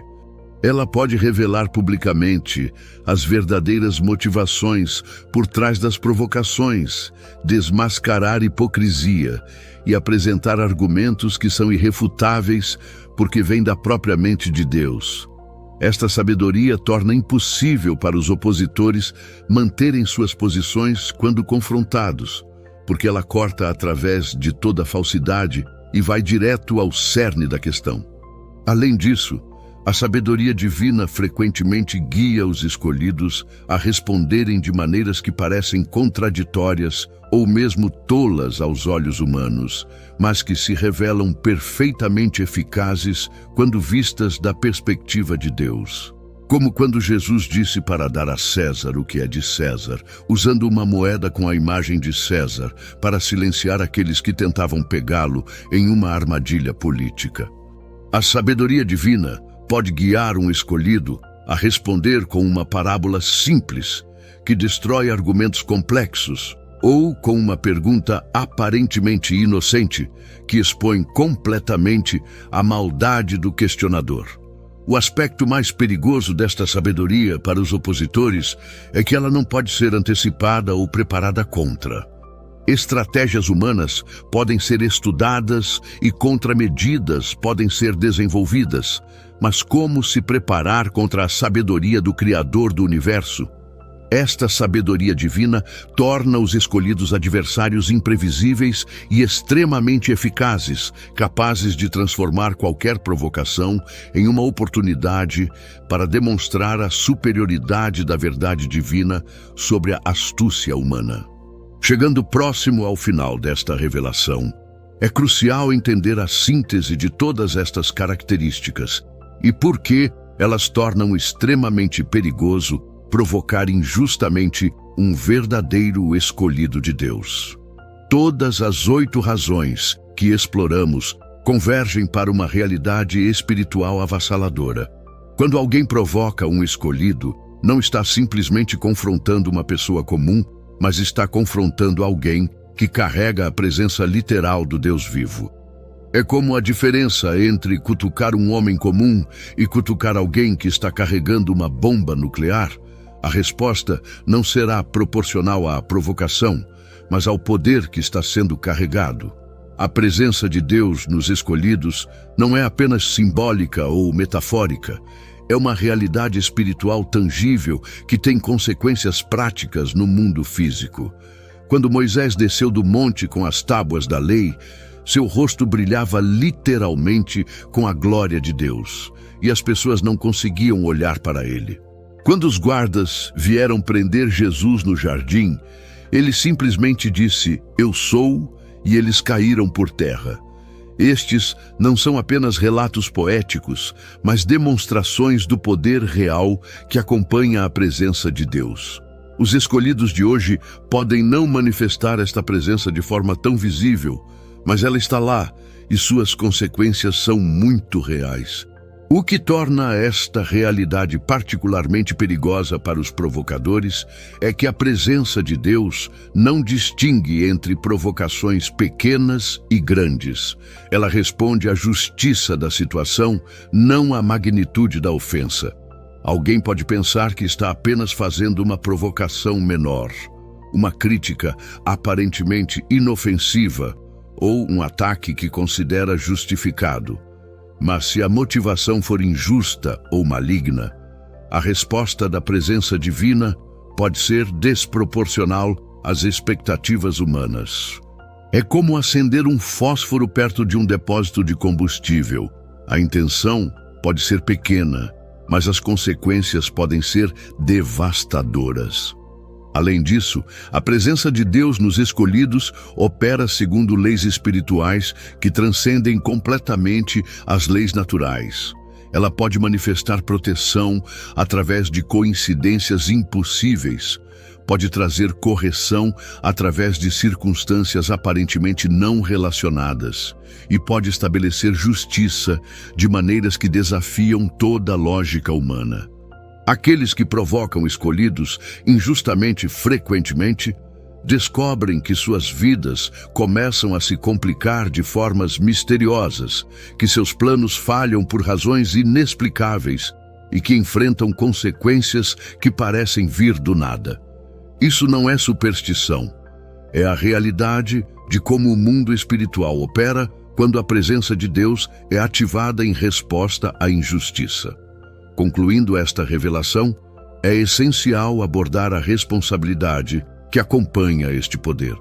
Os verdadeiros escolhidos de Deus compreendem que com grande poder vem grande responsabilidade e eles são extremamente cuidadosos sobre como e quando permitem que seu poder espiritual seja manifestado. Eles não são pessoas que usam sua autoridade espiritual para intimidar, manipular ou obter vantagens pessoais. Pelo contrário, eles vivem constantemente conscientes de que prestam contas a Deus sobre cada uso de seu poder e autoridade espiritual. A maturidade espiritual dos escolhidos se manifesta em sua capacidade de discernir quando é apropriado ativar seu poder e quando é melhor absorver uma provocação com paciência. Eles entenderam o ensino de Jesus sobre dar a outra face e sabem que há momentos quando a resposta sábia é não responder. Contudo, eles também entenderam que há momentos quando o amor exige força, quando a justiça demanda ação e quando o silêncio seria cumplicidade com o mal. A sabedoria divina os guia para discernir entre estas situações. E é esta sabedoria que determina quando e como seu poder é manifestado. É importante que aqueles que não são escolhidos compreendam que provocar um escolhido maduro não resultará em retaliação mesquinha ou vingança pessoal. Um verdadeiro escolhido não usa seu poder para proteger seu ego ou para vingar ofensas pessoais. Quando um escolhido maduro responde a provocações, é sempre em defesa de princípios maiores, a honra de Deus, a proteção dos inocentes ou a preservação da justiça. Esta diferença é crucial, porque significa que a resposta será proporcional à violação espiritual, não à ofensa pessoal. Para os próprios escolhidos que estão lendo ou assistindo isto, há uma exortação importante. Lembrem-se de que seu poder é um depósito sagrado de Deus, não uma arma pessoal. Vocês foram equipados com autoridade espiritual não para dominar outros ou para facilitar suas próprias vidas, mas para ser canais através dos quais a vontade de Deus pode ser estabelecida na terra. Usem este poder com humildade, sabedoria e sempre sob a direção do Espírito Santo. Lembrem-se de que Jesus, que possuía todo o poder no céu e na terra, escolheu usar este poder principalmente para servir, curar e abençoar, reservando manifestações de força apenas para momentos quando a justiça e a proteção dos inocentes exigiam tal ação. Chegamos ao fim desta revelação poderosa sobre as 8 razões pelas quais os escolhidos de Deus são pessoas profundamente boas, mas extremamente perigosas quando provocadas injustamente. Esperamos que esta mensagem tenha trazido clareza sobre esta dualidade fascinante e necessária no caráter dos escolhidos. Eles são bondosos por natureza, moldados conforme a imagem de Cristo, mas carregam um poder espiritual que pode ser devastador quando ativado em resposta à injustiça.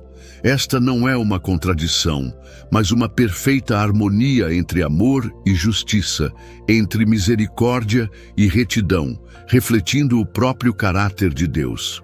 Se você é um escolhido, que esta mensagem o encoraje a abraçar tanto sua bondade quanto sua autoridade espiritual, usando ambas com sabedoria e sob a direção de Deus. Se você não é um escolhido, que esta revelação o ajude a compreender e respeitar aqueles que foram separados por Deus.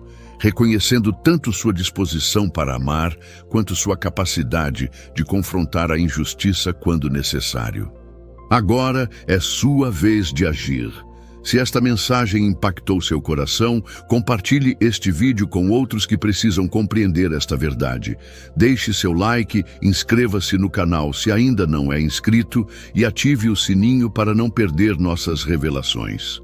Comente abaixo contando qual dessas características você mais reconhece em sua própria vida ou na vida de escolhidos que você conhece. Sua interação fortalece nossa comunidade e ajuda esta mensagem a alcançar mais corações que precisam desta revelação. Lembre-se, os escolhidos são chamados para ser luzes neste mundo, mas luzes que também têm o poder de dissipar completamente as trevas quando necessário. Que Deus os abençoe e os capacite a usar seu poder sempre para sua glória e para o bem de seu reino. Até o próximo vídeo, fiquem na paz do Senhor.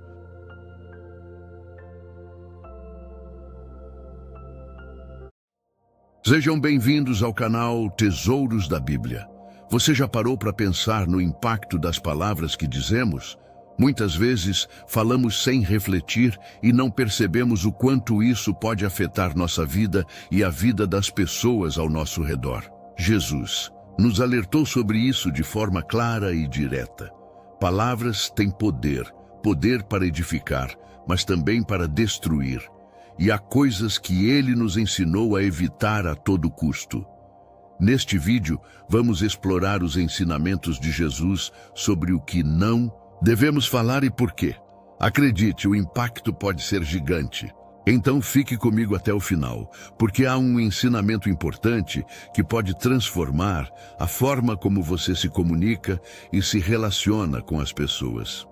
Antes de começarmos, já se inscreva no canal, comente sua opinião e ative o sininho para não perder nenhum conteúdo. Agora vamos direto ao primeiro ponto. As palavras têm peso e consequências.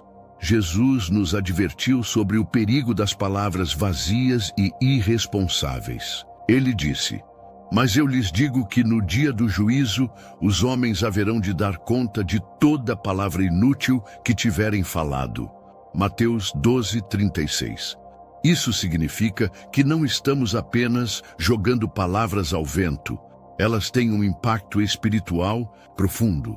Muitas vezes nos deixamos levar pelas emoções e falamos coisas sem pensar, magoando pessoas e abrindo brechas para sentimentos ruins. A questão não é apenas evitar palavras ofensivas, mas também compreender que aquilo que sai da nossa boca reflete o que está dentro do nosso coração. Muitas pessoas subestimam o poder da murmuração. Reclamamos do trabalho, da família, das dificuldades, sem perceber que isso enfraquece nossa fé e nos afasta de Deus. Quando os israelitas murmuraram no deserto, suas palavras tiveram consequências severas. Muitos nunca entraram na terra prometida. A Bíblia nos ensina que a murmuração revela um coração ingrato. Em vez disso, devemos seguir o exemplo de Jesus, que em meio às adversidades sempre manteve um coração grato e confiava no Pai. Quando focamos mais na solução do que no problema, nossa vida muda. Outro erro perigoso é jurar em vão. Quantas vezes ouvimos frases como "eu juro por Deus" ou "prometo em nome de Jesus"? Mas Jesus nos ensinou a não fazer isso. Ele disse: "De modo algum jureis, nem pelo céu, porque é o trono de Deus, nem pela terra, porque é o estrado de seus pés." Mateus 5:34-35. Quando juramos levianamente, corremos o risco de não cumprir o que dizemos, tornando nossas palavras vazias. Em vez disso, nossa palavra deve ser firme e verdadeira. Um simples sim ou não deve bastar. O cristão deve ser reconhecido pela sua honestidade, sem precisar de juramentos para confirmar sua integridade. Palavras de desânimo também têm um impacto gigante. Quando dizemos constantemente "eu não consigo", "nada dá certo para mim", "sou um fracasso", estamos, sem perceber, declarando derrota sobre nossa própria vida. Mas Jesus nos ensinou o contrário. Ele disse: tudo é possível ao que crê. Marcos 9, 23.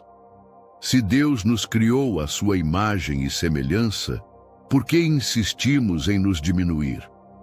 O que falamos reflete o que acreditamos. Em vez de palavras de derrota, devemos declarar com fé que Deus tem o controle e que podemos superar qualquer desafio com Ele ao nosso lado. Outro perigo que Jesus nos alertou é a fofoca. Muitas vezes, disfarçamos fofoca de preocupação ou informação importante, mas, no fundo, estamos espalhando algo que não nos pertence. Tiago escreveu: a língua também é um fogo, é um mundo de iniquidade. Colocada entre os membros do nosso corpo, contamina a pessoa por inteiro. Tiago 3:6. A fofoca destrói amizades, abala famílias e semeia discórdia na igreja. Devemos lembrar que se algo não edifica, não vale a pena ser dito. Se não diríamos algo na frente da pessoa, então não deveríamos dizer pelas costas. A verdadeira sabedoria está em saber quando ficar em silêncio. A fofoca não apenas prejudica os outros, mas também nos afasta de Deus. Provérbios 6, 16, 19. Lista 7 coisas que o Senhor detesta, e entre elas está a testemunha falsa que espalha mentiras e aquele que semeia discórdia entre irmãos. Quando falamos sem responsabilidade, podemos estar destruindo a reputação de alguém, causando mal-entendidos e até levando pessoas a julgamentos errados. Muitas vezes, o que repetimos não passa de rumores distorcidos. Jesus nos ensinou que devemos tratar os outros com o mesmo respeito que queremos receber. Então, antes de falar sobre alguém, devemos nos perguntar: isso é verdade? Isso edifica? Isso glorifica a Deus? Se a resposta for não, o melhor é se calar. Outro perigo das palavras é a falta de perdão. Quantas vezes, no calor do momento, dizemos coisas como: eu nunca vou perdoar, ou essa pessoa não merece minha misericórdia. Mas Jesus foi claro: se vocês não perdoarem aos outros as ofensas, deles também o Pai de vocês não perdoará as ofensas de vocês. Mateus 6,15. O perdão não é sobre justificar o erro do outro, mas sobre libertar nosso coração da prisão do rancor. Quando nos recusamos a perdoar, nos tornamos prisioneiros de nossas próprias palavras. O perdão não é um sentimento, mas uma decisão. E essa decisão abre portas para a paz e para a cura. A falta de perdão não apenas endurece o coração, mas também afasta a presença de Deus. Quando guardamos mágoas e ressentimentos, estamos permitindo que um peso desnecessário nos acompanhe. Efésios 4:31-32 nos instrui: livrem-se de toda amargura, indignação e ira, gritaria e calúnia, bem como de toda maldade. Sejam bondosos e compassivos uns para com os outros, perdoando-se mutuamente, assim como Deus os perdoou em Cristo.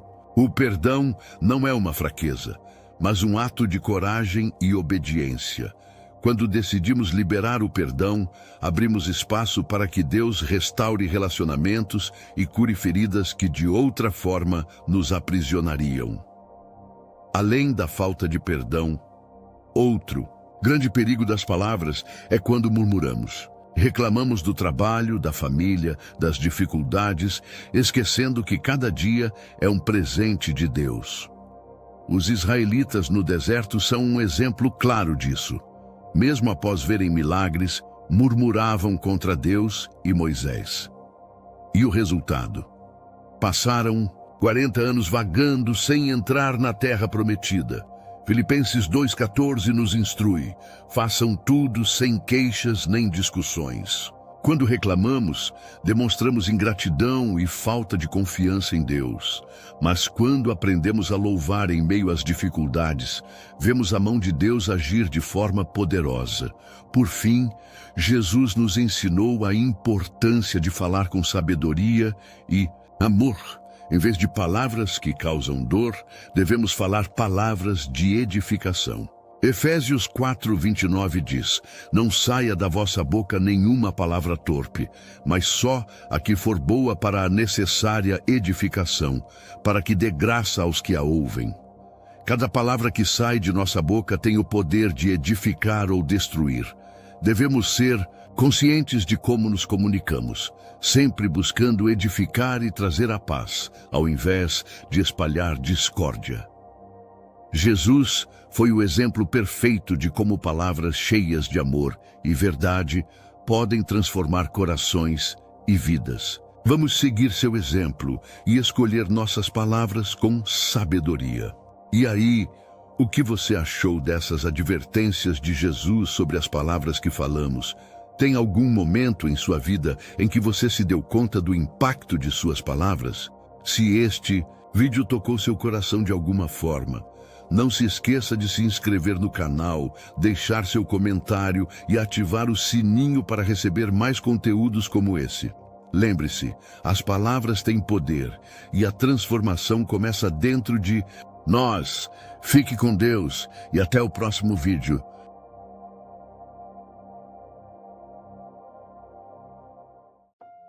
Paz e bênção, meus irmãos e irmãs. Você já parou para pensar que nem todas as lágrimas derramadas são iguais aos olhos do Criador? A Bíblia nos revela que Deus coleta nossas lágrimas em seu odre. Mas será que todas elas são preciosas para Ele?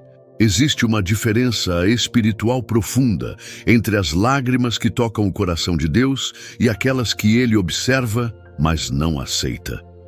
Sejam bem-vindos a mais um vídeo aqui no canal Tesouros da Bíblia. Hoje, vamos mergulhar num tema delicado: a diferença entre as lágrimas que Deus aceita e aquelas que Ele não aceita. Esta revelação pode transformar completamente sua caminhada como um escolhido do Altíssimo. E acredite, entender esta diferença pode ser o divisor de águas entre uma vida de vitórias espirituais e uma jornada de estagnação. Prepare seu coração, pois esta mensagem não é para todos, é para os verdadeiros escolhidos que desejam ir além na intimidade com o Pai. Se você está pronto para esta revelação, continue assistindo até o final. Antes de continuarmos, se você ainda não se inscreveu no canal, não perca tempo. Clique agora no botão de inscrição e ative o sininho para receber revelações exclusivas como esta. Seu apoio com um like também nos ajuda a levar estas mensagens a outros escolhidos que precisam ouvi-las. As lágrimas são uma linguagem universal que transcende palavras. No reino espiritual, elas carregam um peso e um significado muito maior do que podemos imaginar. As Escrituras nos mostram que Deus presta atenção especial às nossas lágrimas. Em Salmo 56:8, Davi declara: Tu contaste as minhas andanças, põe as minhas lágrimas no teu odre, não estão elas no teu livro? Este versículo nos revela algo extraordinário. O Criador do universo guarda nossas lágrimas, registra-as. Mas será que todas as lágrimas têm o mesmo valor para Ele? Lágrimas são mais do que uma simples reação química do corpo.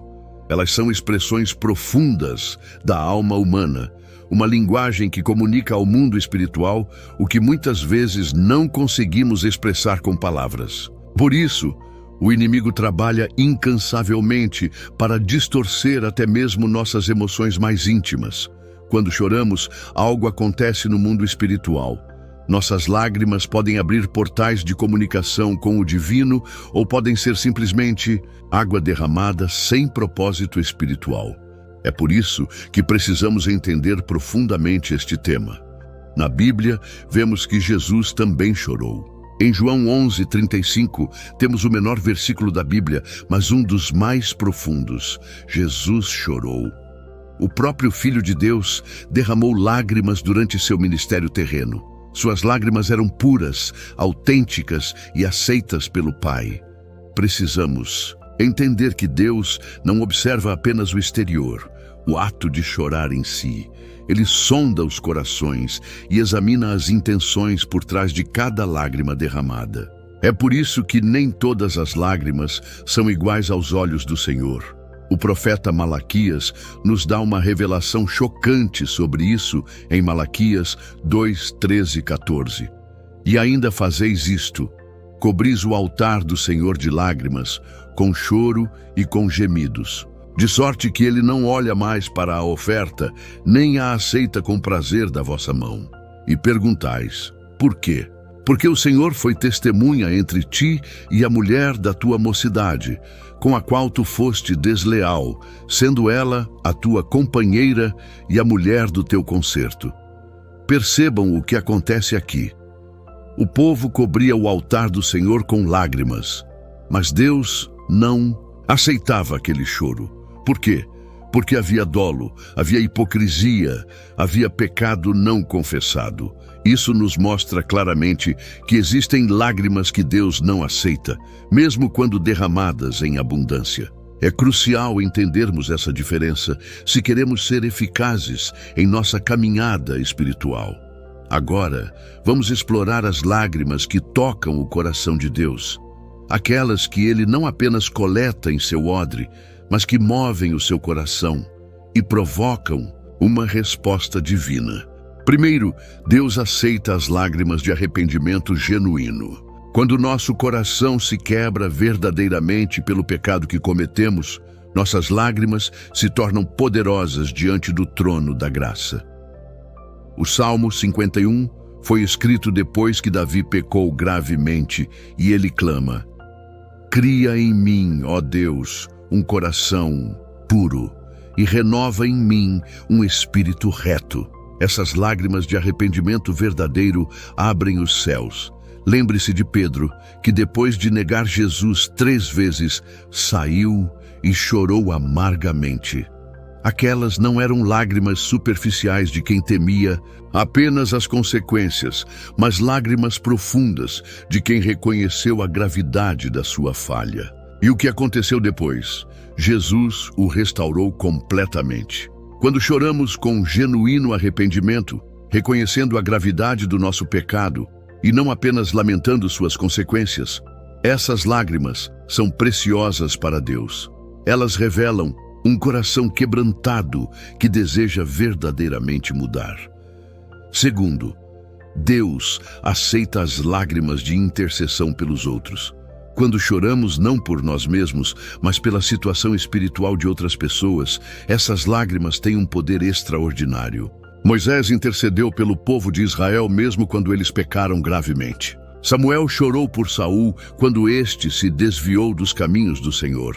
O próprio Jesus, em Lucas 19, 41, 42, vendo a cidade, chorou sobre ela, dizendo: se tu conhecesses também, ao menos neste teu dia, o que à tua paz pertence. Mas agora, isto está encoberto aos teus olhos. Cristo chorou por Jerusalém, pela cegueira espiritual do povo que não reconhecia o tempo da sua visitação. Antes de continuarmos, comente aqui embaixo: minhas lágrimas são vistas por Deus. Porque cada lágrima que cai do seu rosto é notada pelos olhos do Pai, e nenhuma dor sua passa despercebida pelo céu.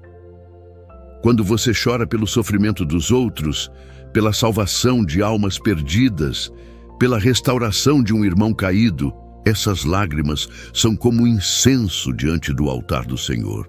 Elas demonstram que seu coração está alinhado com o coração do Pai. Terceiro, Deus aceita as lágrimas de adoração e gratidão. No Evangelho de Lucas, capítulo 7, uma mulher conhecida como pecadora lavou os pés de Jesus com suas lágrimas e os enxugou com seus cabelos.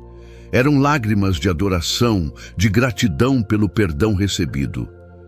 Jesus declarou que seus muitos pecados foram perdoados, porque muito amou. Existem momentos na adoração em que as palavras não são suficientes e nossas emoções transbordam em lágrimas. Quando choramos na presença de Deus, não por tristeza, mas por sermos tocados pela sua glória, pela sua bondade, pela sua misericórdia, essas lágrimas são como perfume precioso derramado aos seus pés. Quarto, Deus aceita as lágrimas de dor santificada. Nem toda dor é resultado direto do pecado.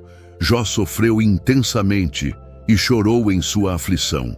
No entanto, suas lágrimas não eram de rebeldia, mas de um coração que, mesmo sem entender, continuava confiando em Deus. Jesus chorou diante do túmulo de Lázaro. Eram lágrimas de compaixão, de identificação com a dor humana. Quando passamos por vales de sombra e de morte, e mesmo assim mantemos nossa confiança em Deus, nossas lágrimas de dor são santificadas. O salmista escreveu: "Os que semeiam em lágrimas, com alegria ceifarão." Existe uma semeadura de lágrimas que produz uma colheita de alegria. São lágrimas derramadas na confiança de que Deus está no controle, mesmo quando não entendemos seus caminhos.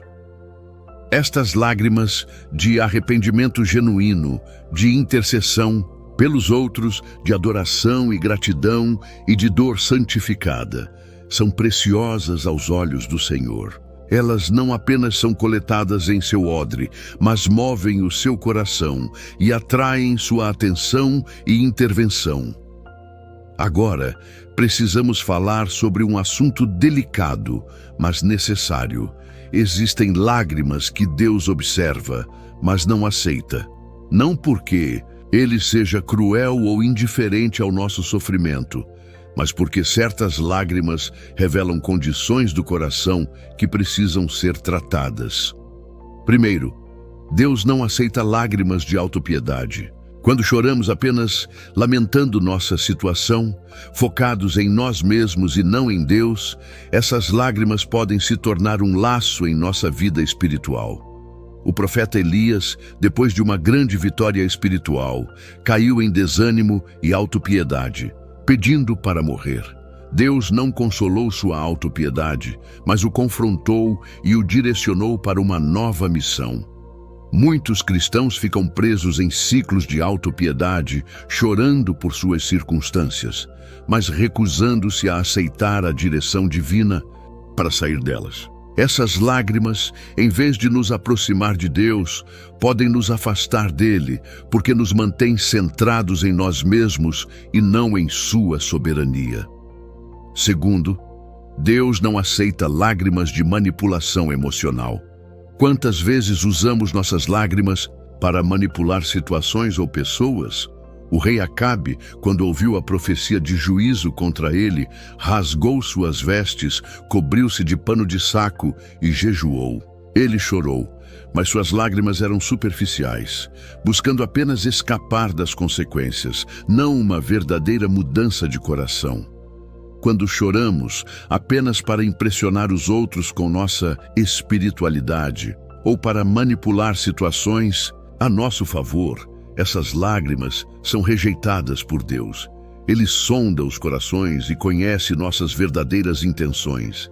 Não podemos enganar aquele que tudo vê. Terceiro, Deus não aceita lágrimas de rebeldia disfarçada. Os israelitas, durante a jornada no deserto, choravam constantemente contra Moisés e contra Deus. Em Números 11:4, lemos: "E o vulgo que estava no meio deles veio a ter grande desejo, pelo que os filhos de Israel tornaram a chorar e disseram: Quem nos dará carne a comer?" Estas eram lágrimas de insatisfação e rebeldia. Mesmo tendo o maná, provisão sobrenatural de Deus, eles choravam por cebolas e alhos do Egito. Quando choramos reclamando da vontade de Deus para nossas vidas, desejando voltar para nossa zona de conforto espiritual, estas lágrimas não encontram aceitação diante do Senhor. Quarto, Deus não aceita lágrimas de falso arrependimento. Esaú, depois de vender seu direito de primogenitura, chorou com grande e amargo choro, quando percebeu o que havia perdido. No entanto, Hebreus 12:17 nos diz que não achou lugar de arrependimento, ainda que com lágrimas o buscou. Suas lágrimas não eram de verdadeiro arrependimento pelo que havia feito, mas de tristeza pelas consequências. Assim como Judas, que sentiu remorso, mas não verdadeiro arrependimento que o levaria de volta a Jesus.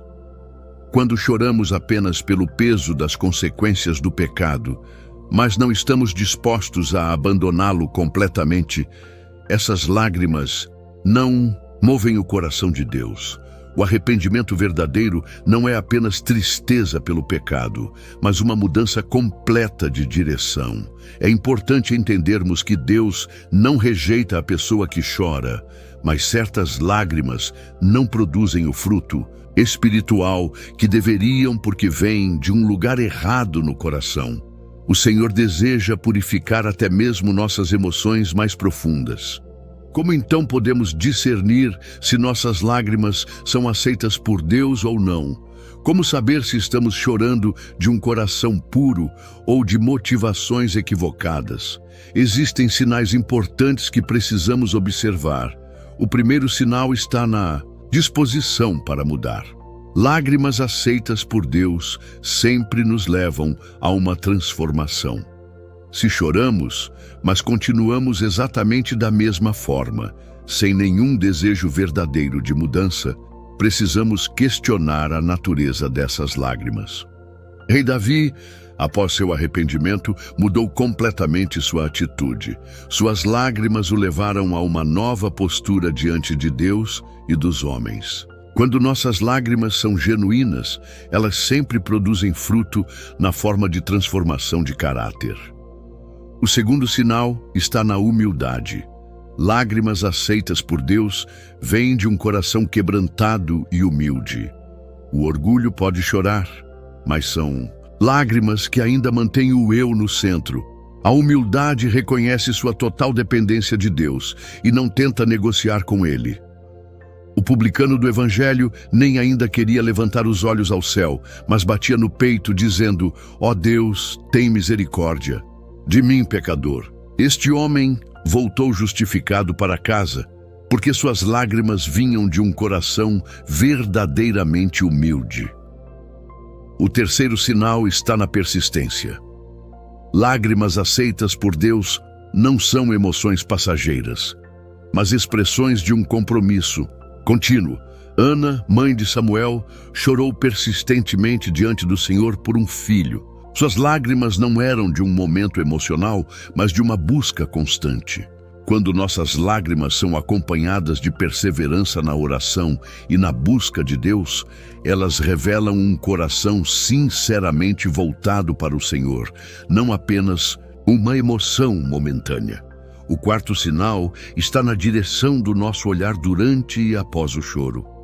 Lágrimas aceitas por Deus sempre nos direcionam para Ele, não para nossas circunstâncias ou para outras pessoas. Se depois de chorar nosso foco continua sendo o problema e não o solucionador de problemas, precisamos examinar nossas motivações.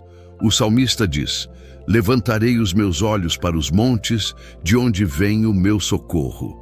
Mesmo em meio às lágrimas, seu olhar se voltava para o alto. Nossas lágrimas devem nos levar a olhar para Deus, não a afundar em nossa situação.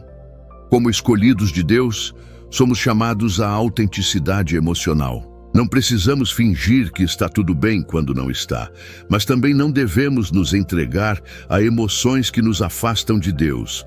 O Espírito Santo quer purificar até mesmo nossas lágrimas. Tiago 4:8-10 nos orienta: "Chegai-vos a Deus, e Ele se chegará a vós. Limpai as mãos, pecadores, e vós de duplo ânimo, purificai os corações. Senti as vossas misérias, e lamentai e chorai.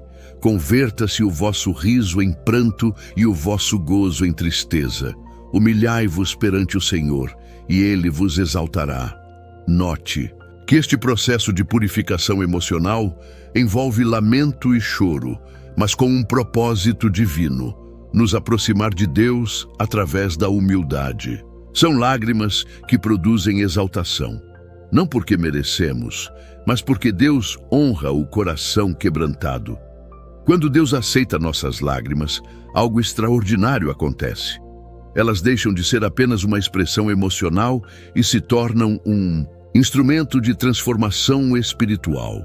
As lágrimas aceitas por Deus têm poder para mudar não apenas nossa situação, mas principalmente o nosso ser. Primeiro, as lágrimas aceitas por Deus nos aproximam dele de maneira única. Existe uma intimidade especial que só é alcançada quando choramos genuinamente na presença do Senhor. O salmista disse: "Perto está o Senhor dos que têm o coração quebrantado e salva os contritos de espírito." É como se nossas defesas caíssem completamente, permitindo que Deus alcance os lugares mais profundos do nosso ser.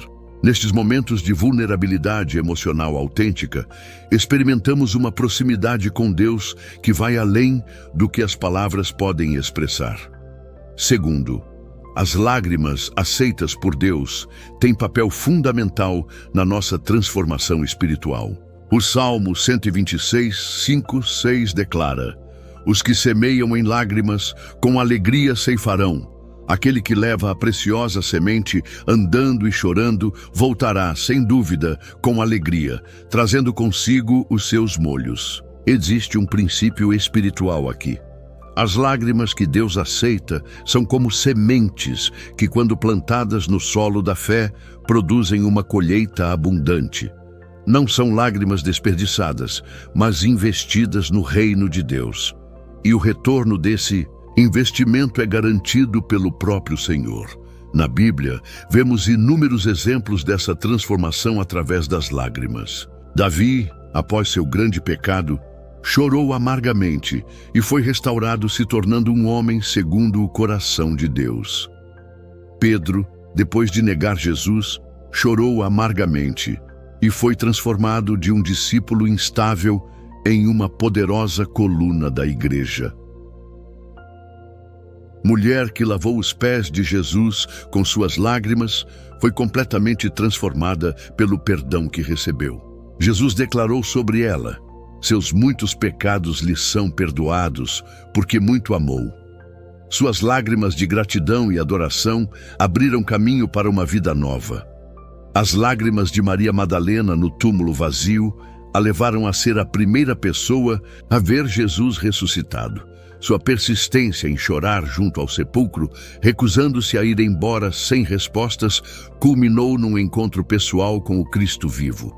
As lágrimas de Ezequias, quando estava à beira da morte, moveram o coração de Deus a ponto de ele estender sua vida por mais 15 anos. Isaías ainda não havia saído do meio do pátio quando a palavra do Senhor veio a ele novamente, revertendo o decreto de morte sobre o rei.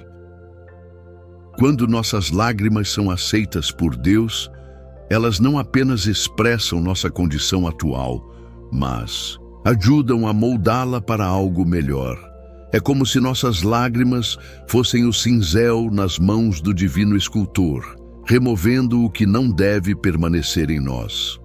Essas lágrimas purificadoras são descritas em Apocalipse 21:4, onde lemos que Deus limpará de seus olhos toda lágrima. Note que não diz que Deus impedirá que lágrimas sejam derramadas, mas que Ele mesmo as enxugará. A dignidade em chorar diante do Senhor, sabendo que Ele pessoalmente enxugará nossas lágrimas.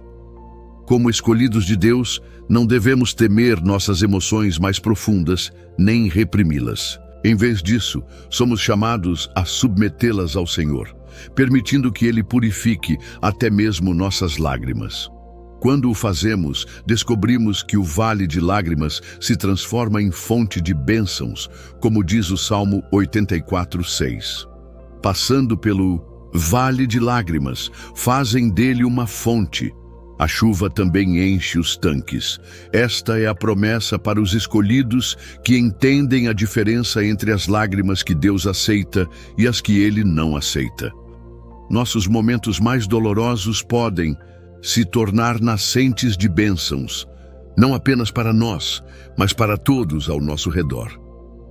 Chegamos ao final desta revelação profunda sobre as lágrimas que Deus aceita e as que Ele não aceita. Meus irmãos e irmãs, como escolhidos do Altíssimo, somos chamados a uma autenticidade emocional que honra a Deus. Lembre-se sempre, não é o volume das lágrimas que importa, mas a condição do coração que as derrama. Deus não se impressiona com demonstrações emocionais vazias, mas se comove profundamente com lágrimas genuínas que fluem de um coração quebrantado e sincero. Talvez hoje você esteja passando por um vale de lágrimas. Saiba que o Senhor não desperdiça nenhuma gota do seu choro sincero. Como está escrito, tu pões as minhas lágrimas no teu odre, não estão elas no teu livro? Seus momentos de choro autêntico diante de Deus não são em vão. São preciosos e catalogados pelo Criador do Universo. Permita que o Espírito Santo examine e purifique suas emoções mais profundas. Peça a Deus que transforme até mesmo suas lágrimas em instrumentos para a sua glória.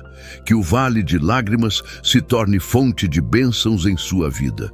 E lembre-se da promessa final. Os que semeiam em lágrimas com alegria ceifarão.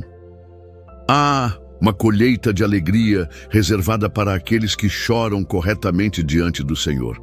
Seu tempo de choro pode durar uma noite, mas a alegria virá pela manhã. Se este conteúdo tocou seu coração, não se esqueça de compartilhá-lo com outros, escolhidos que precisam desta revelação. Nosso canal existe para levar verdades profundas que raramente são abordadas em outros lugares.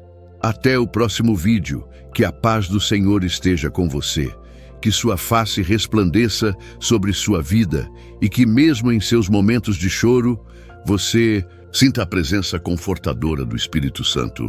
Deus o abençoe abundantemente.